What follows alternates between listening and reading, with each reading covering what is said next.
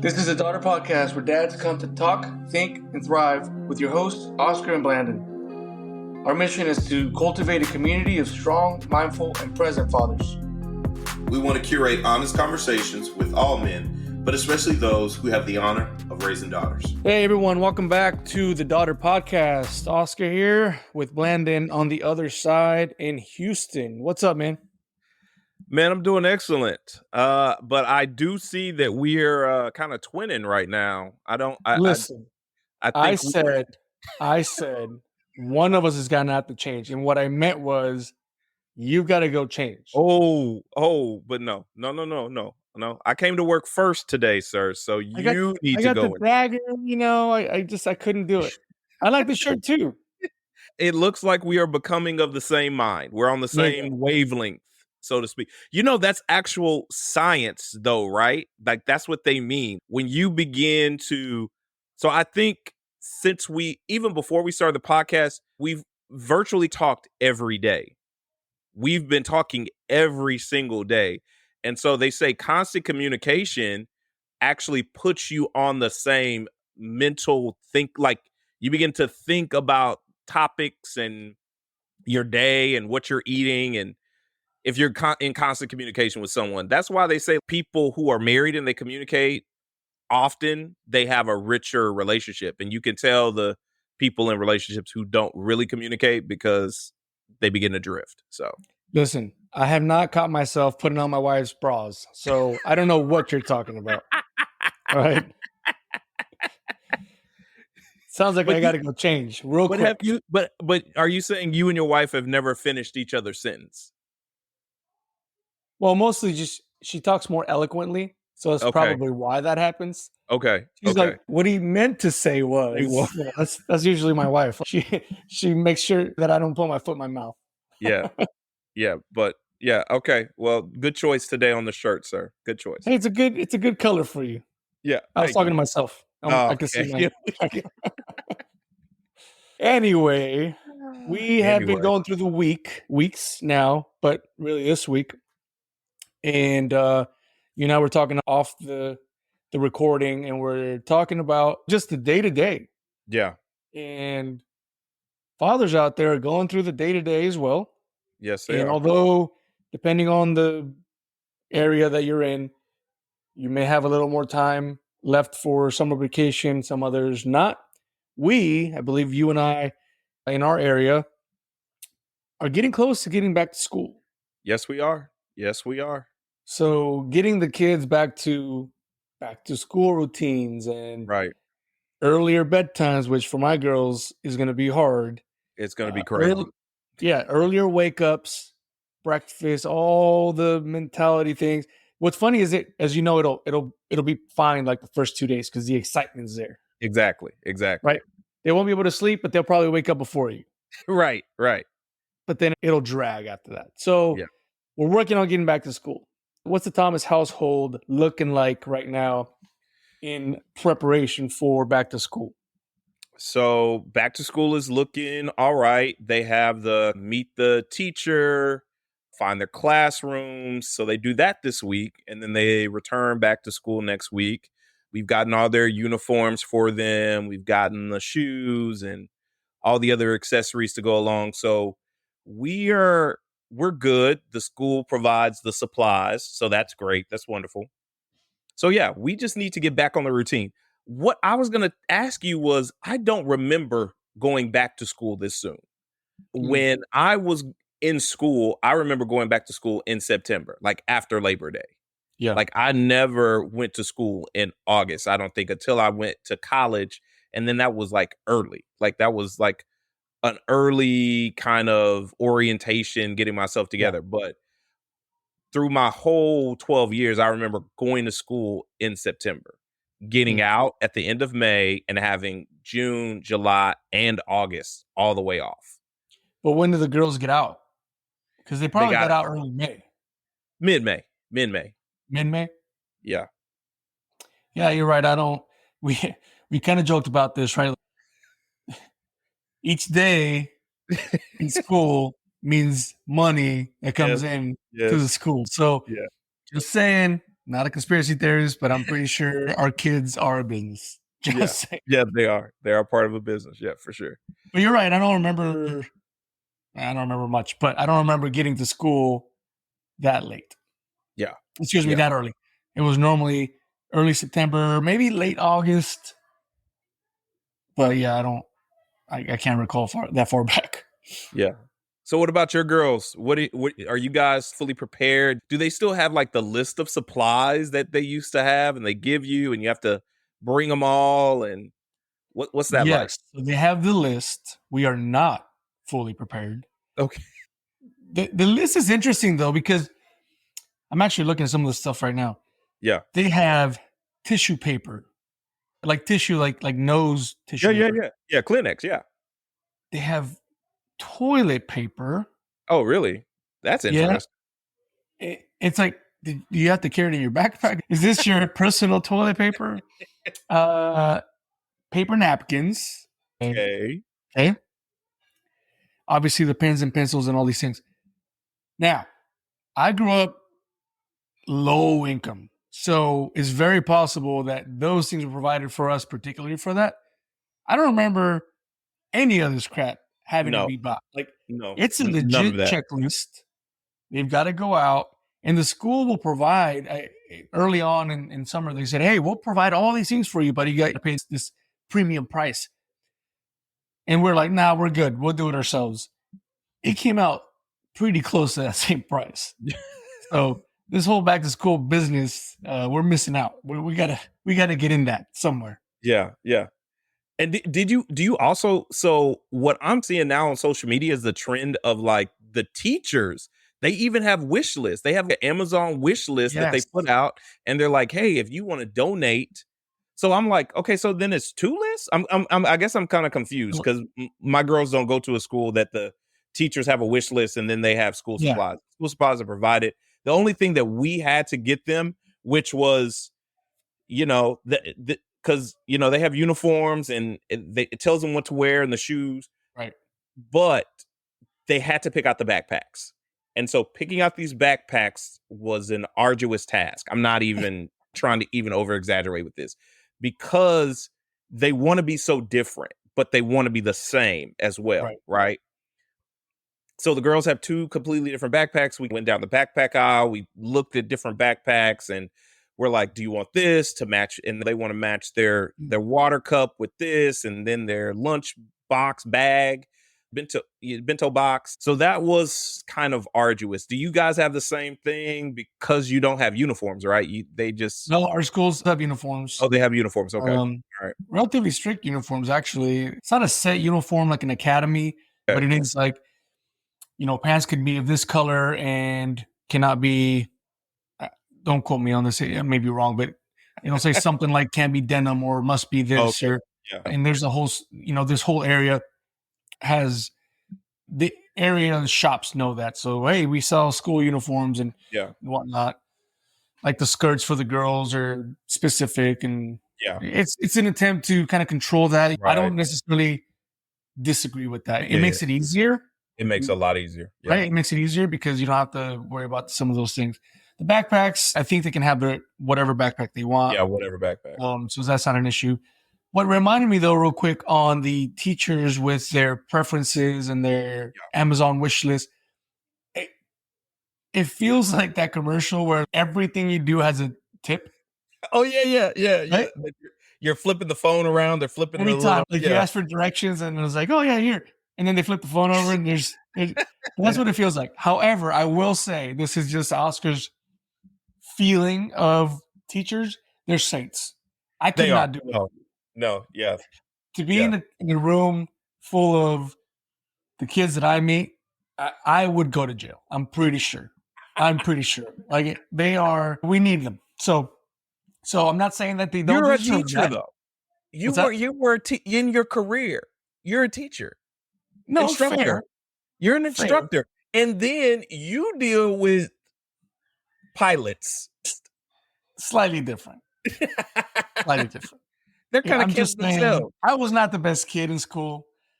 If I had to deal with anybody like me, I would not be very happy. So that's on me. So what I'm saying is they do deserve these things. Don't get me wrong, but Yeah. it does feel sometimes like at every corner there's this little screen that turns over. You gotta like put tip in. Like every quarter they send the grades out, and then there's something for the teacher. I'm like, am I paying for your grades? This feels dirty. I don't know what's going on. So yeah, they do have that. In all honesty, though, maybe because I have younger girls, it does make it a little easier when they have a gift for the teacher. Oh yeah. Because then you can just go and the teacher doesn't have to get 30 mugs from 30 students kind of thing. So I guess if you're gonna give a teacher a gift, that's probably the best way to do it. Do I agree with the whole thing? I don't know. I honestly don't. I don't have an opinion on it yet.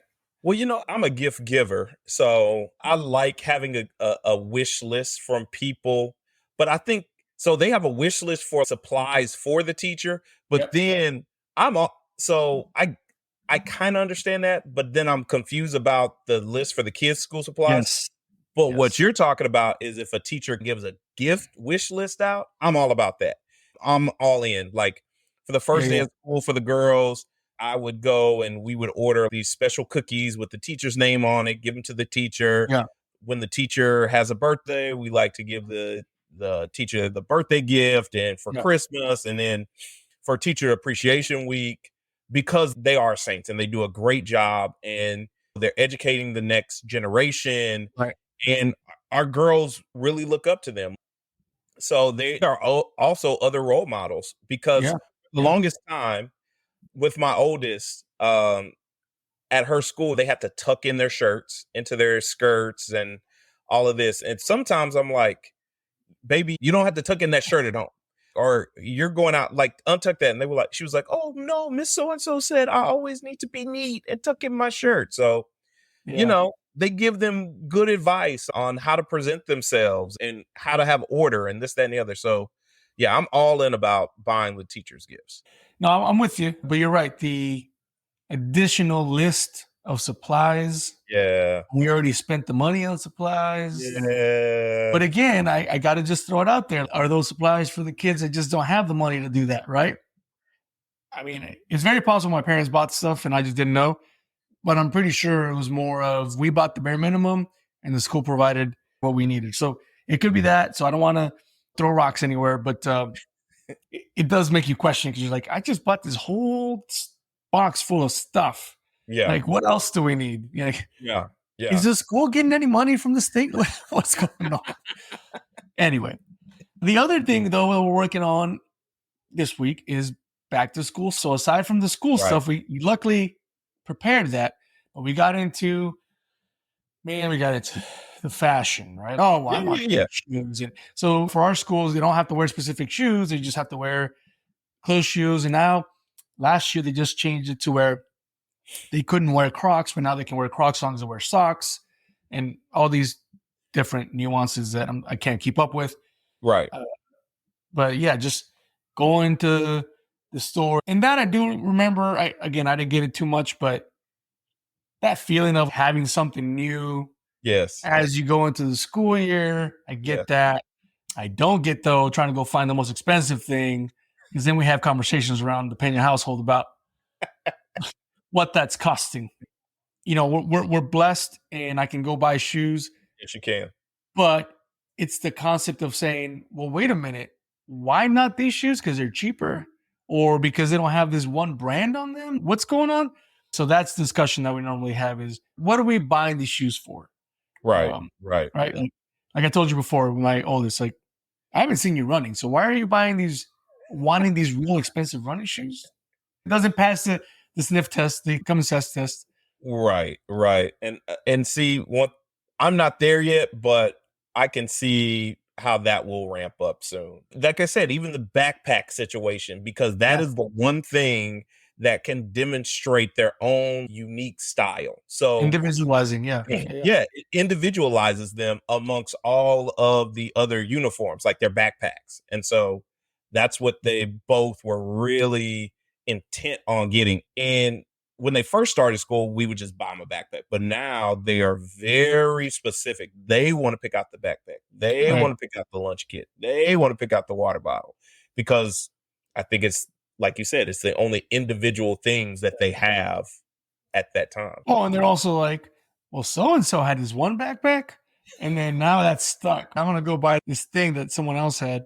And again, I try to be as normal as possible, but I always question those things because in an attempt not to raise sheep in the house, right? We want to be able to self-reflect, understand what we're doing, why we're doing it. Yeah. But to your great wisdom, I forget that my girls, even my oldest, their brains don't work that way yet, right? Not yet. They're going full blown emotion, and I'm not talking about girls, boys. I'm talking about just the age, right? Absolutely. Full blown emotion, frontal cortex not firing like I want it to fire. I mean, let's be honest, my frontal cortex probably ain't firing that good either. But yeah, it's one thing that my wife has to constantly remind me of, like, hey, this is a normal thing, you know. So I try to find the balance around that as much as we can. Hard. It's hard because we're their fathers and we want to protect them from the undue pain that any of that will cause them, right? Or we want to lead them in a direction so they don't get caught up in all of this. But we have to realize that they can't even process that right now. Absolutely. And so, like we were talking about before, the brighter the light that you shine in their eyes, the more blind they are to the reality of the situation. And so, you know, we just have to be patient. It doesn't mean we stop shining that light. I know you're not going to, you know, when the time comes, I'm going to have to. And, you know, we're just going to have to be gracious and patient with them until they do get it. But we have to understand they really can't even process it right now. Yeah, and then the last thing is nighttime routines. We started getting into this real bad habit of like, well, we'll be a little loose. Well, loose got real loose. And now, you know, because I still have to work. They're here for the summer, but I'm like, girls, I still have to go to sleep. Right. And it's this weird balance because it's almost like you have a little bit like extra, you know, for me, I go to work all day. So, or if I'm gone, I like to be home and then hang out with them. But then it's like, no, man, you gotta get to sleep. And that's me talking to myself. And the girls are like, oh, well, we'll just stay up. I'm like, no, this doesn't work this way. So that's one thing that we're starting to try to get back on is that nighttime routine. And the difference is during the school year, you almost feel, and I don't know if it's the same for you guys, but you almost feel pressure to get them down because you're like, you have to get them down because you got to get enough rest. And then you know your kids. So if I don't get this one down, and if she doesn't get that 8.2 hours, I have a different kid in the morning. So trying to get him back to that, and almost selfishly too, I'm like, all right, we're gonna get back to a regular schedule. I'll be able to go to bed a little bit earlier and do that because I try not to, as much as possible. I try not to worry about me being tired if I can have more time with them or my wife. So if I can hang out, I try to hang out, but then end up paying for it in the mornings when I get up. Yeah. And once again, you have to know who your girls are. So I know that we're stretching it in the morning, waking up, if they get down after 8:30. 8:30 is like the absolute cutoff time. If they can get down by 7:45, man, these kids they're good. Right. But if they get down after 8:30, 8:45, 9 o'clock, that's a different young lady that I'm dealing with.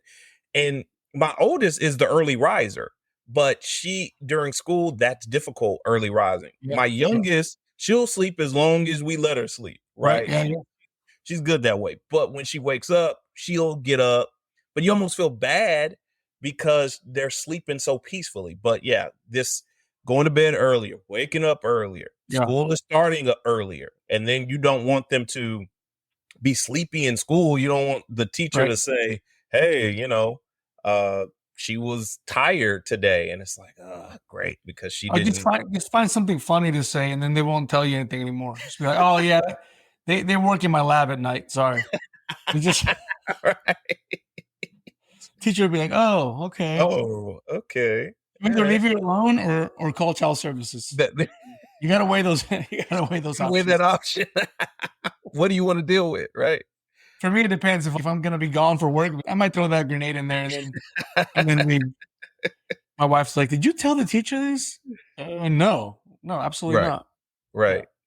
Yeah. So the girls being daddy's girls, they want me to take them to school and pick them up, right? Oh, okay. But that just simply doesn't work sometimes.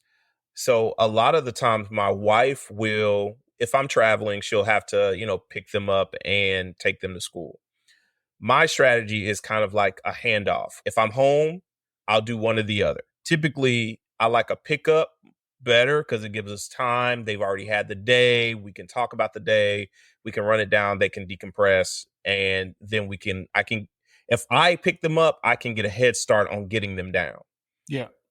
But typically, if I take them to school, they're dragging behind a little bit. And I'm like, come on. I'm in that mode where I feel like I'm rushing them, right? Yeah. So I'm not really spending that time and having that quality time if I'm taking them versus when I'm picking them up. Yep. I feel like the daddy pickup for me is a better quality time spent than the daddy drop off. So Okay. I just do breakfast in the morning when I'm here. I'm the bad guy that wakes him up. yeah. I'll make breakfast, get him on the bus, and then I go to work. Yeah. When I'm not here, then my wife's doing that. Both things. But the bus goes right in front of the house. Okay. I'm talking about like 15 steps and it's there. So that's a nice thing for us. They liked it the first year. They want us to take them to school now. I'm like, no, not happening. You got a bus. Sorry. It is what it is. So they'll do that. Are they both in the same school though? No, Okay. they're not. But it's the same bus driver.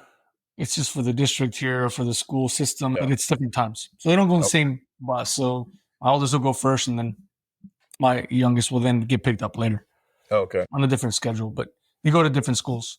Yeah. So okay. But yeah, man, it's a struggle now. It was easier, like you mentioned, when they were younger. You just kind of do the thing. Now they have, they definitely have their own voice, their own likes and dislikes in the mornings. And man, the worst is just getting like, I made breakfast, and they'll say, "That's not what I want."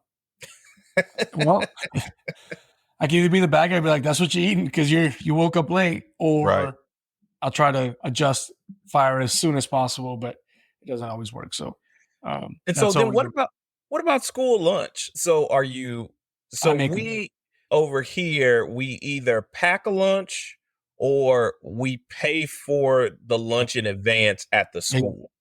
And so it's either like, okay, today your lunch is paid for, or we pack the lunch. Yeah. Now, last year, again, we were really bad about having to go and drop something off at the school, grabbing that. But this year, we're trying to change that. So what do you guys do? It's the same. You can pay for lunch. They got like an online thing, and you can put money in there. Exactly. We just make them lunch in the morning. They know when I made them lunch because like their snack is not like a sweet thing. I think my wife has more empathy on that side. It's like, oh, it's cool. And I read the study talking about how depending on what time they eat that snack, it has sugar in it. It actually helps the brain and continue to do these things. So I'll try to take that in consideration. But every so often, like I'll throw fruit in there. They're like, you packed it today, right? I'm like, yep. They know it was me. Not that my wife doesn't do that, but I tend to do it more often. Yeah. Or I'll put like some veggies in there, whatnot. But we normally pack the lunch. I'll pack the lunch in the morning, make a sandwich or whatever they want, and then throw it in there. My little one found this little thermos thing. It's like a little circular thermos thing. Yeah. And I was skeptical, but she says it works really well. So like my wife makes lasagna. We'll heat it up in the morning, throw it in there, and it stays warm. I'm like, we have the same thing. Yeah. Yeah. And so that's what she likes. She'll take that. So she's a lot easier than my oldest, but it is what it is. We'll get into those later. We shall. Yeah. In the meantime, for you guys out there, let us know what you're doing with your kids, your girls, in the back to school routine. Hit us up on daughterpodcast.com, where you'll find all of our social medias, including all of the podcast episodes, including a link that'll say send us a message, and we'll get those from there. You can also send any communication over to us through conversations@daughterpodcast.com. Until the next time, Oscar here. We'll Landon over in Houston, and we will see you on the next one.